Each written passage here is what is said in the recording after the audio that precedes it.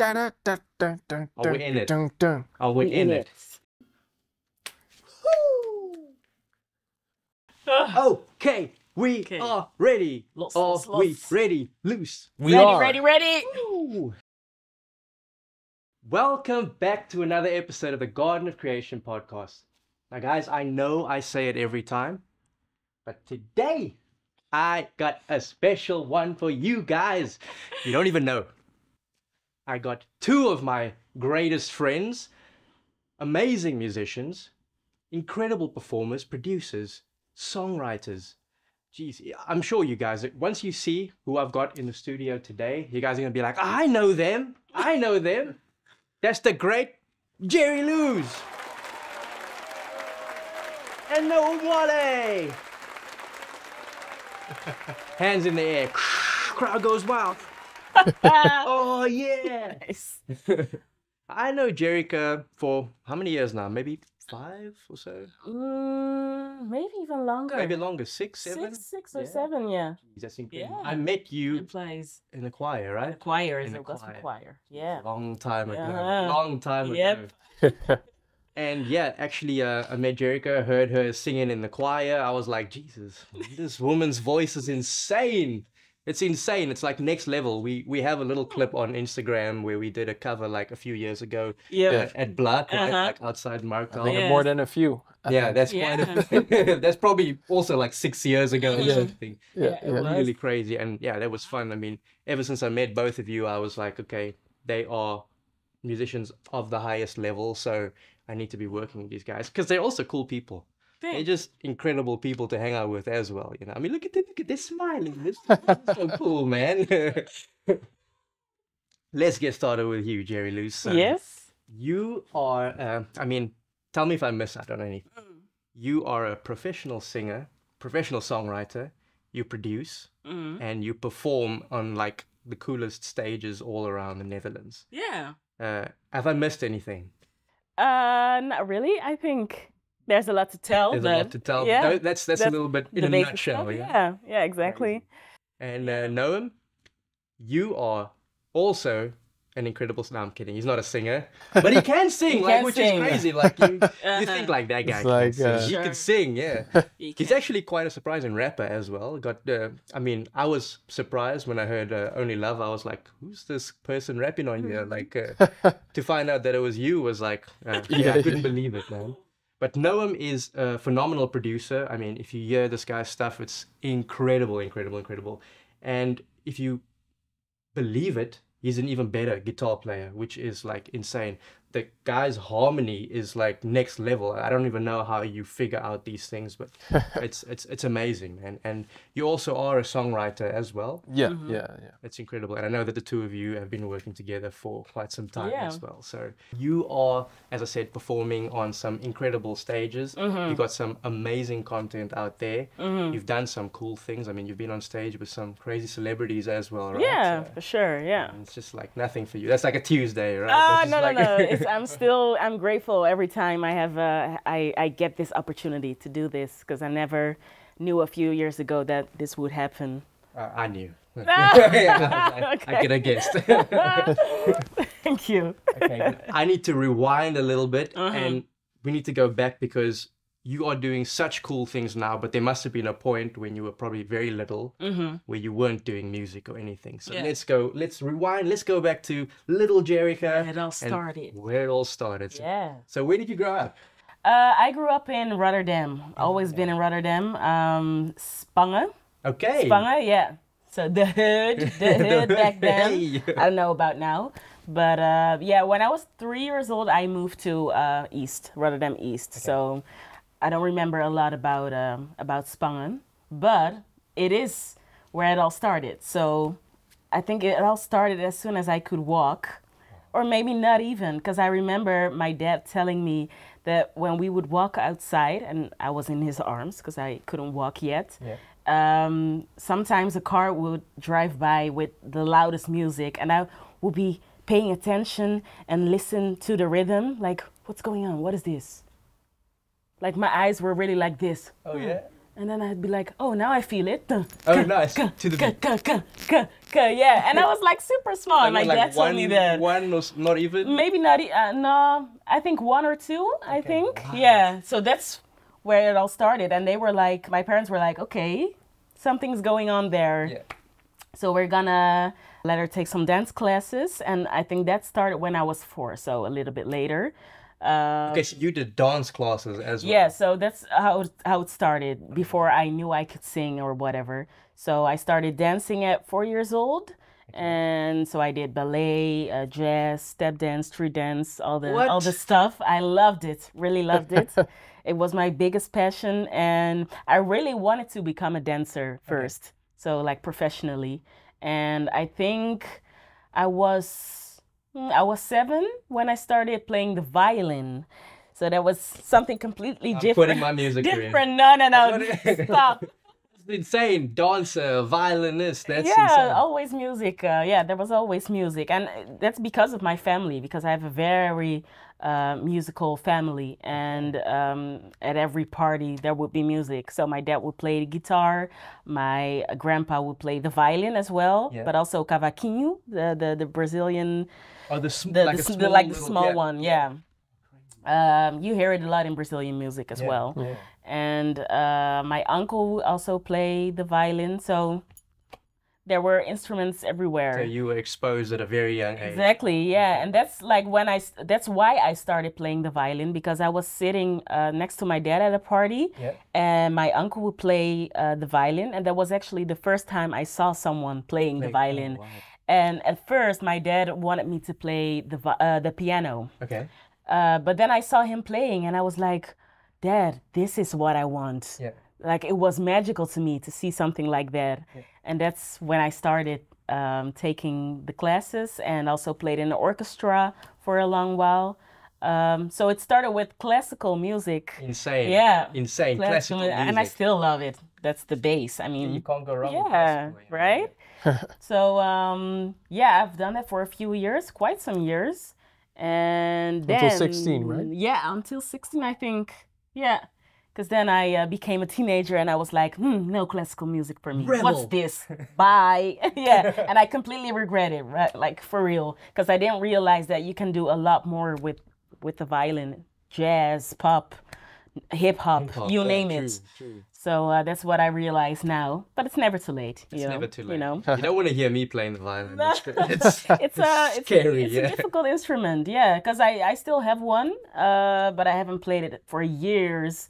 And it's really easy to play off key on the violin. Imagine. So yeah, you should really be trained to let it all go naturally. Definitely, but I find it's not even like the notes, it's the bowing as well, like striking the strings, because exactly. I don't know how to do that. It literally sounds like a cat having a nightmare. Like it sounds rough when I tried it once. I had a friend with a violin as well, and I was like, I don't think this is for me. This is It might look easy, but no, it's not. It's not that easy. No. But it's a beautiful instrument, really. Yeah. Definitely. Yeah. So then, I think I was 10 when I realized I could sing as well. And at first, I was really into theater, so the Broadway kind of stuff. Yeah. So I saw myself becoming a Broadway star, and that's what I wanted. So every weekend I would go to theater school, Escavier. Escavier. And then I had dance classes, singing classes, and acting. So I love acting as well. It was great. What a resume! Like. Yeah, right. I would add something every time. And so my week was always very busy. Like at school, after school, I would go to dance classes or singing classes, whatever. Yeah. But I really loved just doing this kind of stuff. And so, that's when I realized I could sing. And actually, I think I was 11 when I really realized that this is what I want to do. I want to sing, whether it's theater or just, on a stage, singing my own songs. And then I studied at the theater school. It's a long story. I'm sorry. No, we got time. So middle school, I went to a theater school. It's called Teatro Havo VWO. So I had just the regular classes, but also I think 6 hours or 8 hours per week. We had dancing, singing, acting, Oh, wow. and we would also like do our exams with that. Oh, So crazy. yeah, and then the conservatory when I was 17, no, 18 Okay. when I started, and that lasted I think 4 years or 5 years, and now we're here. Now we're here. Incredible. Yeah. What a journey. eh? Yeah. What a journey.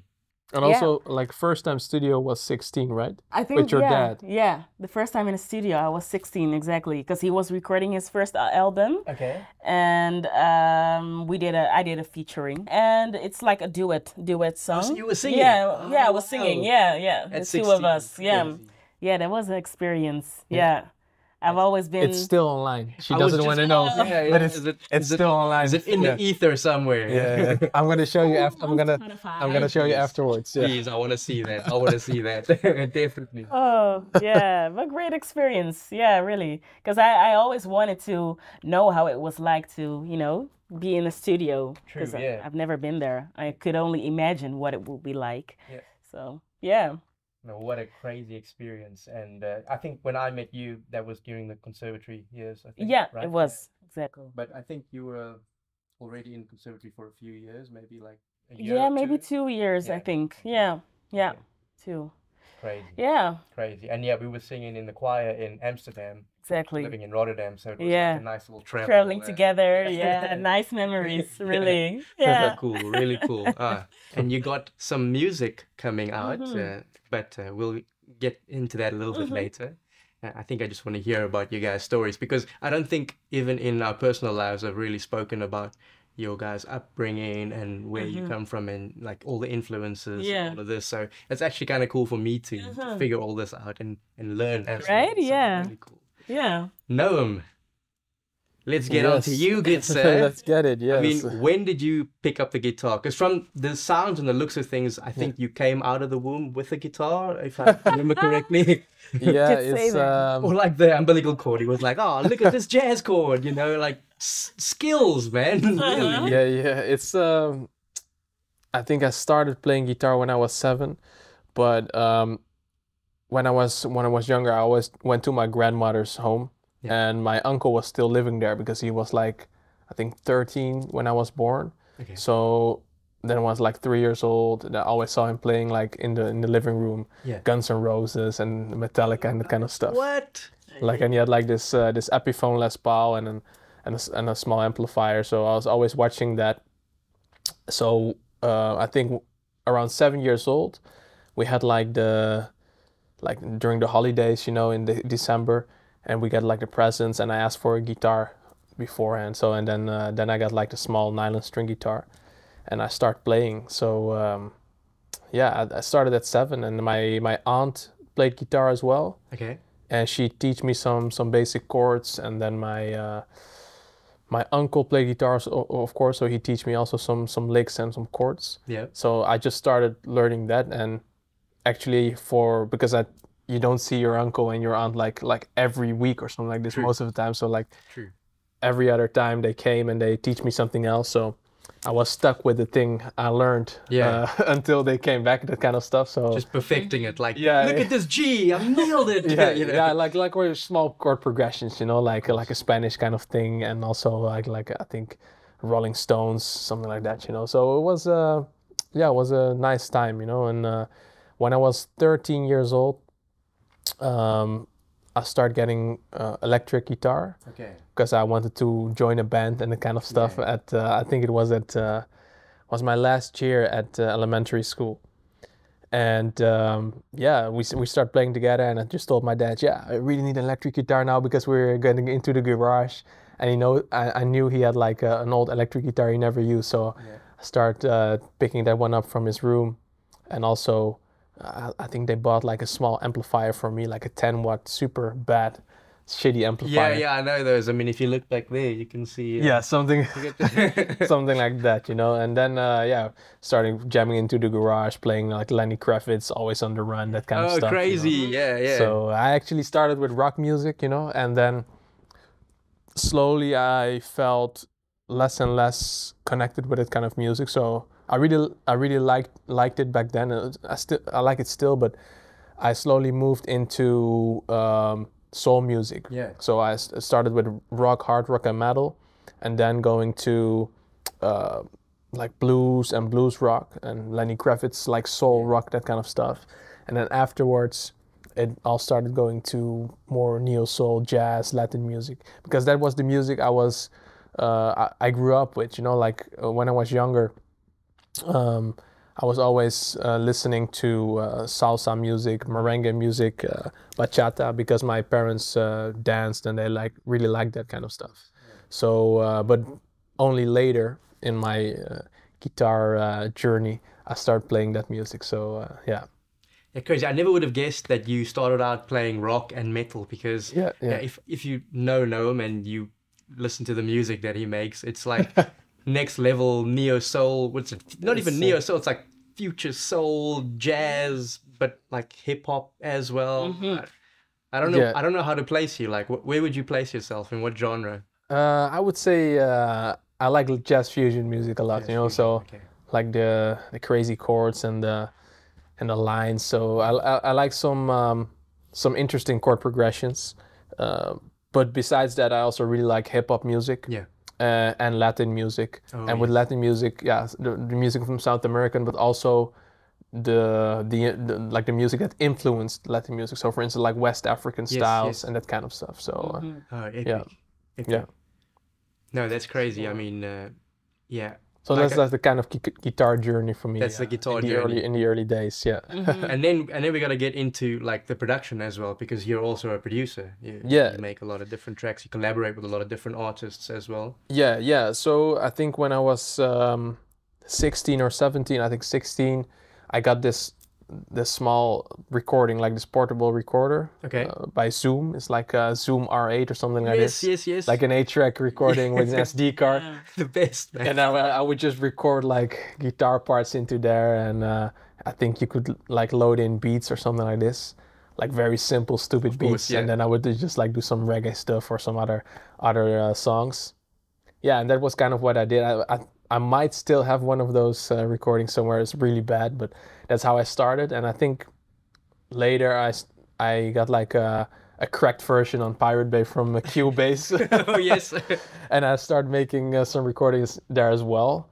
Yeah, and that's actually how it started, with like making songs, and because I was always teaching myself, you know, like, and also when family came in and they teach me music. Yeah. I always practiced on my own, and so that also gave me like a lot of time to, like I say, produce or compose my own music. Also with like this, I'm not sure, but some guitar players might know it, like Guitar Pro. It's like a program where you could load in all tablature and notes and like music sheets, and then you could play it back and reverse it and that kind of stuff. So you could really learn some songs and so. Oh, that's chilled.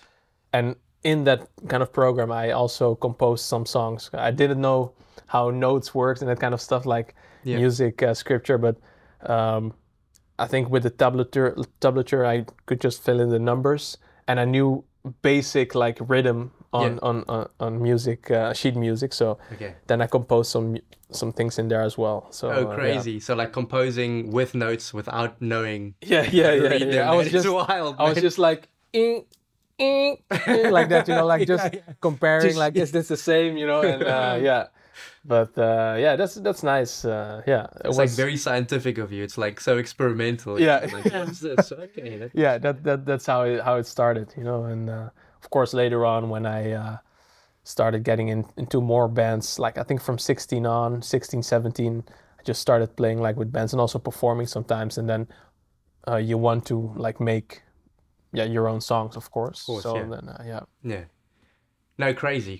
And then I thank the stars, because you two met each other. So how did that happen? When did that happen? Because the music you guys are making is such beautiful music, which you guys will see in a few minutes, but a little more on that in a bit. Nice. So how did that happen? Like, I mean, when did that happen? We get that question a lot, and I'm always the one telling the story. So now you can do it. I do it quite often, actually. It's enjoy this.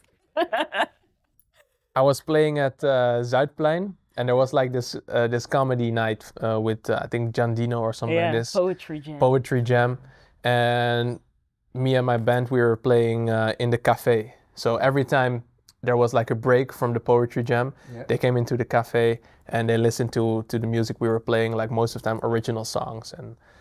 And then I think the third round or something, or the second round, she was sitting there with her mom. Okay. And she was like smiling, very. And you're like, I'm losing focus. I was quite focused, but I was just smiling back one time, you know. And but I really could not get to her during the session, in the venue, because that would be unprofessional, man. Like, sorry, Andina, I'm just gonna go. Because like we would play out after the break, so like the break stopped, you know, and people were getting back into the main stage. But we kept playing until they were gone. So I never got a chance to really met up with her. But I think a week before the show, you added me on Facebook. Yeah. And I remembered that. So when I saw her, I saw you on Facebook like a week ago. And then I think when I came home, or maybe a week later, I just sent you a text. Yeah. And I was like, yeah, we should meet up sometime, kind of stuff. Yeah. Yeah. Nice. Yeah. But at first, we didn't even make music together. We knew that was our job. Yeah. But I don't know, for some reason, we didn't really create the first year we together. didn't create, but I think when we went on vacation, the second time on vacation actually. Yeah. Because the first year on vacation I didn't bring my guitar. Could be. But the second time on vacation we went to Corfu, and then we like started making some songs and that kind of stuff. Yeah. Like improvising. You had some chord progressions, and I was just improvising on it. On the beach. We were feeling it. And actually, our very first cover that we posted on Instagram, that was Hiatus Coyote. In your room. What was it called? Nakamara. Yeah. Nakamara. You put me onto that song. Yeah. I know, right?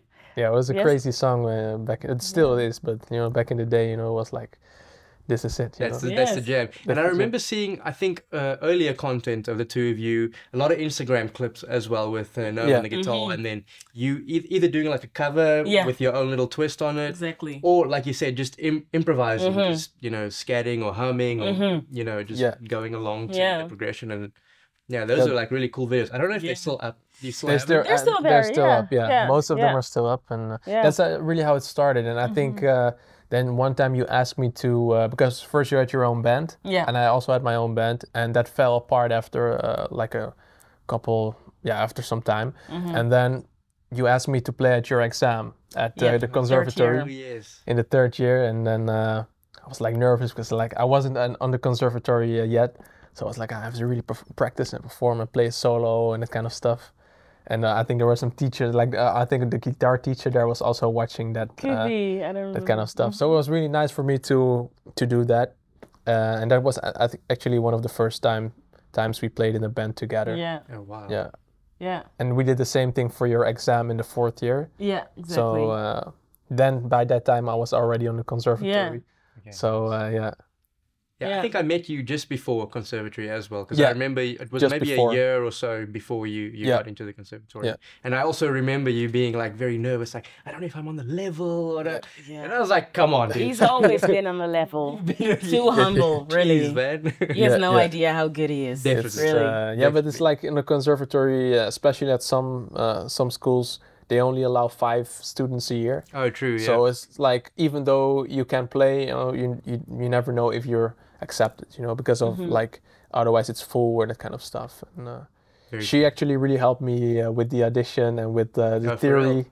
So learn these notes. Thanks to her, I got to do it and finish the study as well. And epic. And also last thing, thanks to her, I got accepted because we were on vacation in Corfu actually. Yeah. And then she told me, check your email because maybe you're accepted now, because I was like on the waiting list on the sixth spot. So if one person should drop out or there would be like a spot left, I got like in the top 5. You get in the top 5. Yeah. Oh, nice. And then I was like, fuck it, I was just doing my thing, vacation, and then she told me, I just checked your email. So I checked my email, and then I saw I was accepted. Oh, wow. But the email was sent a week before. Oh, snap. Yeah, like a week ago back then. So like, I was like stressed, like getting to the airport Wi-Fi, like quickly responding to the teacher. True, There was a deadline. Yeah, true. Yeah. I missed the introduction week, everything. So I just started first lesson, you know, like I think 2 days after conservatory, 2 days after vacation. Okay. So it was. That was Straight into it. stressful. Yeah. But the email, it was like hidden somewhere. It was. Yeah, my weird. mailbox was full, that kind of stuff. Oh, wow. Yeah, it was crazy, but yeah. Yeah. Thanks to her, if she hadn't Reminded you to reminded check me, your Definitely. That's why we need women in our lives. You know, because yeah, for sure. Right. as men, we just like, yeah, whatever. You know? Yeah. Yeah. Yeah, so that's kind of how it happened for the two of us. You know, Yeah. helping each other through music. Exactly. And Yeah. we've always connected musically. As soon as we started creating together, we were like, this is it. This is good. True. Yeah. And speaking about like creating together, I know that you guys formed a band together as well, and it's called the Crudo Collective, Yeah. right? Ah, yes, yeah. Really, really crazy band. I mean, how would you categorize the music that you guys make? Yeah, it's Fusion. it's definitely jazz fusion in there, but I also like to bring in hip hop and Latin, Afro-Latin influences as well. Yeah. So and the Crudo Collective stands for making music without a blueprint. So Oh, wow. like, I like that. when I compose, I don't like to think about any kind of things. Of course, there would be influences, you know, of course, it can be a hip hop song, can be a funk song, but like song structure wise, chord wise, harmony wise, I just like to just compose what I feel at the moment, you know, and don't think, oh, I'm gonna make an X kind of song right now. Yeah, you true. know? I gotta go from the 4 to the 5. Exactly, Because the rules yeah. say so, yeah. Exactly, yeah.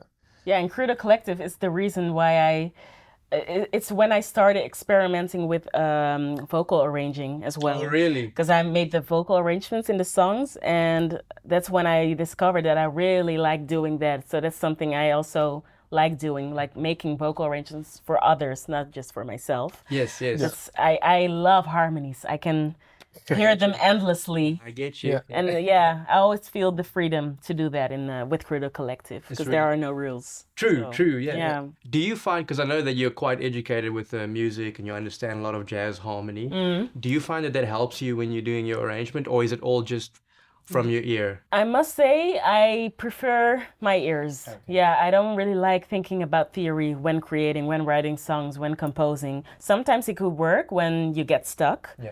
But I try not to think about that too much because I trust my ears. Epic. Yeah. So you hear that, guys? You don't need to know theory and all these things to make epic music. It's a great tool, but you don't need it. Yeah. So don't let it stop you. True. Yeah. True. Yeah. Just go for it. If it's something you wanna do, just dive right in. You know. Right. Yeah. Now I don't know if you've put this out there. And I don't know if you want to put this out there, but you'll be releasing an EP. Yeah, finally. Coming out soon in August, I believe. August, yeah. That is insane. That's like around the corner. Yeah, it is, yeah. It's around the corner, than you think. Yeah. And that's crazy. You've already released this year two tracks? Yeah, 2 singles, exactly. The first one is I Won't Hide in March, and Para, the last one, in June. Yes. So pretty recent. Yeah. It's crazy. So these are your first releases other than the collaboration with your father in the studio. Exactly. Yeah. Crazy. Yeah. And also Only Love. Oh yeah. Oh also, yes. That's Crudo Collective. Only Love. Yeah. It's been a while, and it's time. It's about time. I can't wait any longer. Like I would if I could, because I'm a perfectionist. But I've started recording all the songs like 4 years ago. And a lot happened in those years. You had Corona, and then I was just done with it. And I was like, I have to take a break from all this. Because, it's your own music, so it feels very vulnerable. True. And so, now we're here 4 years later, and it's just time. And although I would have made other choices because I've grown as an artist, but I'm like, you know what? It's nice to... for other people to see me grow as an artist as well. So it's fine to just release it into the world and, make some new stuff in the meantime and just see the growth. Oh, really? Epic. Yeah. I'm so glad that you actually took the step and started releasing this original music because I had to. I'm enjoying it. I'm enjoying Thank it. you. I've been Appreciate listening to it. And speaking of Para, you know, that's actually the song that you guys performed in the studio for Yep. us. So, can you tell me a little bit about Para and how it came around, how you wrote it, what influences you had, and also what it means? Yeah. So Para is like the only song that I wrote in one day. Like the instrumentals. Okay. So the lyrics weren't there yet. And I was just sitting at home, and it was in the year of my exam, so I needed some originals. Okay. So I was just sitting behind the piano, just playing some stuff, and seeing what would happen. Yeah. And then I had this melody in my head, and it went like da da da da ga, ga, ga, da. And I was like, what word would fit in this melody? And I was just doing ba da ba da. Like para could also be just a meaningless word. Para, like skating, you know? Yeah. And then I was like, no, para in Portuguese means stop. Oh. So what if I do something with that? Stop. Stop what? Stop all the hate in this world, all the injustice, all the inequality, you name it, all the bad stuff, negative stuff going on in this world. So I decided to write a song about that. So make it a protest song. And like the da da ga da, it's like really powerful. Right? It is so really it had powerful, to be a protest song. So that's that was my inspiration actually. And then I just started writing the song and the horn parts. Really like this, huh? On. Really writing because I'm an analog girl. I'm really analog. But also like the notes and everything. Yeah, everything. Epic. Yeah, I wasn't really into the digital stuff. I'm still not actually. But so I wrote everything in one day, the horns, and then I asked my dad to help me with the lyrics because my Creole, it's not good. Okay. It's not really good. I do recognize some words, the basic stuff, but like really writing a song, make it a bit poetic. That's a different level. Cape Verdean Creole, right? Cape Verdean Creole, sorry. Cape Verdean Creole. And so he helped me with it. And we also wrote that in one day because he's a great writer. Like he's really into poetry and he can it all goes very naturally. So I was just sitting next to him and talking about, I want to say something about the world that's upside down in this first verse. Yeah. What can I say? So he just started writing, and I wanted it to fit in the melody that I had in my head, and it did. It all matched. Amazing. It was amazing. So yeah, that's how thank you, Dad. wrote. Yeah, thank you. Yeah. We just appreciate you so much, Rice. Yeah. So I really need him to write the Cape Verdean songs because mine isn't great yet. I like that you say yet. You know? There's always time. Yeah, I'm just learning it through music, and that's fun. Yeah. Crazy. So you basically wrote, I guess the lyrics with your dad, but then all the music by yourself. And Noam, I know that you are playing on this track as well. Yeah. A big influence on it as well. So what's your part in? Like we started getting this band together for her exam. Actually, before Crudo, we had her band, you know. So, and I took a couple of the people out and made my own project as well, like just two people. Rebranding. We're family, yeah, really. But shout out to Siegfried Hart and Richie Patinama. But epic. Yeah, she just showed me the sheet music, and at the time I couldn't read like very well, so I was like checking out what's happening here. And then she just told me, I want like a rhythm like like that kind of stuff. So I just started practicing on my guitar, and by that time actually we been listening to a Brazilian bass and guitar player called Munir Hassan. Yeah. And he has like this like specific guitar technique where he plays like kind of like a percussion way with his right hand. So like a lot of ghost notes, like that kind of stuff. So I was practicing that for a couple of weeks, and the song came along and like trying out stuff, and we did the same with the drum beat, you know, like the guitar and drum beat were like pretty close together. So it was like a very nice collaboration in that way. So during the first rehearsal, like we all got the sheet in front of our nose, and then we started playing, and then the first break was already the first problem because like it was a very weird placing, and she was like, it's just like this, you know, and then but like the whole band was like, oh, how do you play it? Oh, okay, and then after.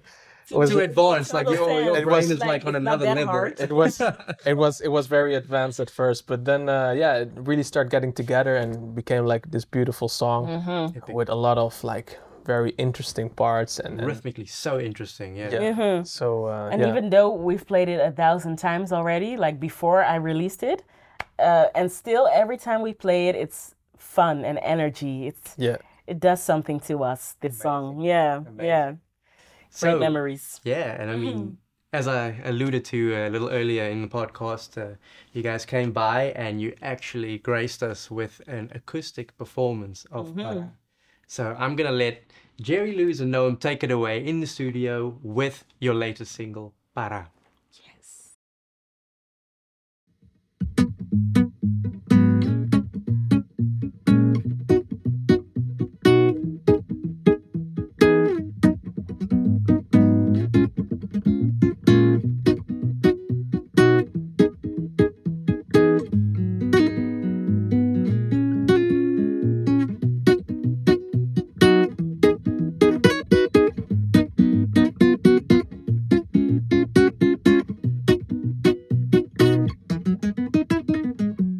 Já tá na tenda não acordar.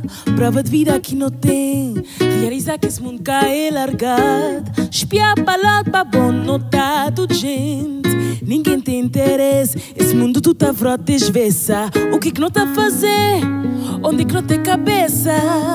Porque não tá a pensar só na nos mesmo. Não tem que mudar sistema.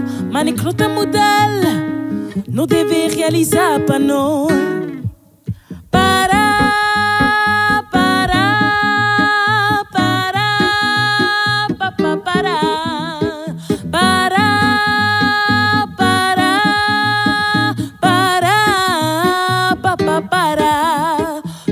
Vencer, não tá de calar, se não ser guiado para amor. Para, pa. Não bem juntar, precisa de bo e bo de mim. Não bem juntar, é só que amor que não tá a vencer. Na religião, caminho de vida. Na coração, caminho terno. Cada segue esse caminho, sem julgar ninguém. Pra quem magoar e torcer motivo. O que não tá a fazer? Onde que não tem cabeça? Porque não tá a pensar só na nós mesmo. Não tem que mudar sistema, mas nem que não tá a mudar. Não deve realizar para nós.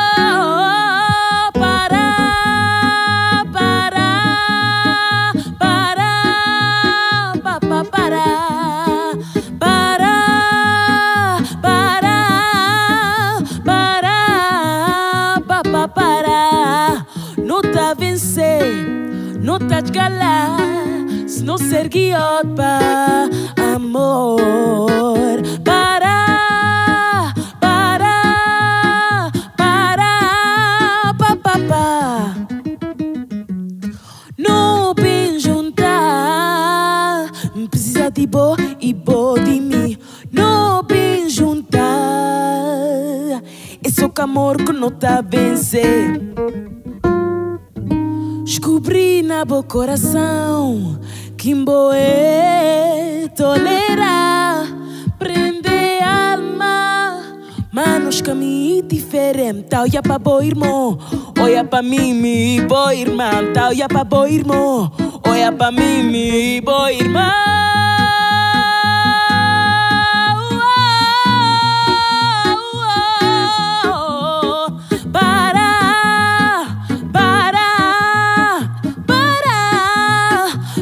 Para, não tá a vencer, não tá a escalar, se não ser guiado para amor. Para, para.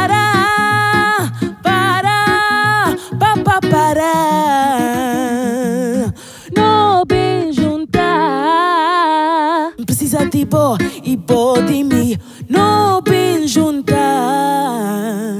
Esse o amor que não tá a vencer, não bem juntar. Precisa de boi, pode me não bem juntar. Esse o amor que não tá a vencer.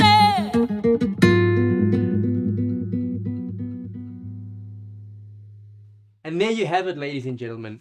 Was that not just the most epic performance? I mean, para, geez. I mean, you hear the power in it, right? You hear the protest, the rhythms, I mean, you don't really hear the harmonies too much. No. Just in the guitar, of course, but not vocally. Yeah. But that chorus is insane. Para, Stuck in your head oh, forever. you never, trust me, give it a stream and tell me how long it takes you before you forget it. Never.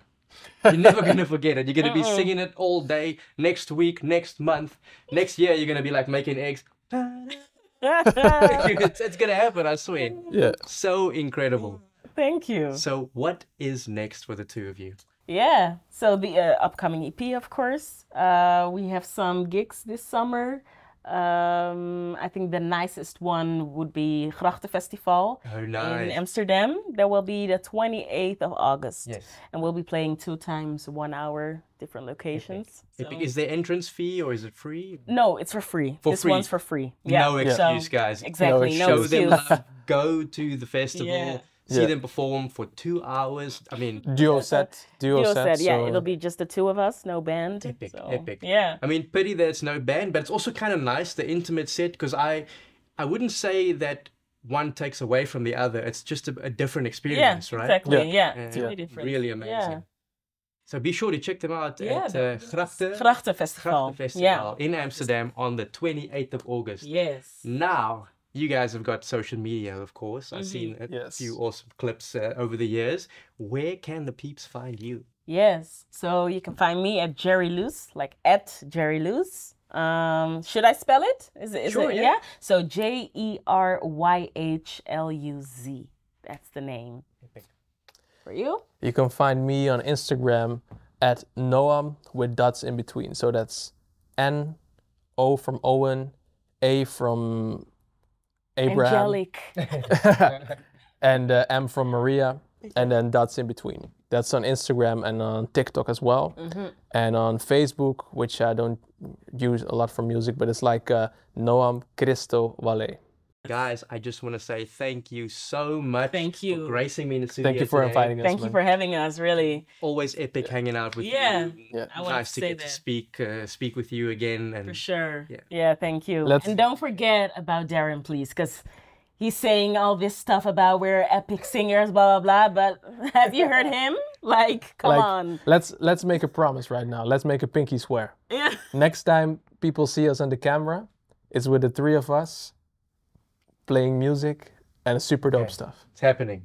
It's happening. For sure. There we go. It's happening. It's happening.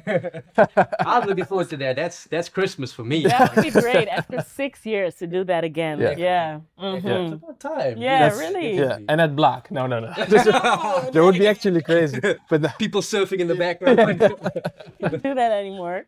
yeah, Epic. No, thank you so much, guys. Be sure to give them a follow, show them love. The EP is EP, coming out yeah. in August, so be sure to pre-save that already. So when it comes out, you first to know, notified, hit the bells and the whistles. So come on, guys, give them a follow, give them a love, put the songs on repeat because that's We need the streams. how I listen to it, just on repeat. Yeah. 'Cause once is not enough, you No. know. It's like a bag of candy. Like, okay, yeah, take 1 piece. No. No, I need the bag. You know? So, Unaccepted.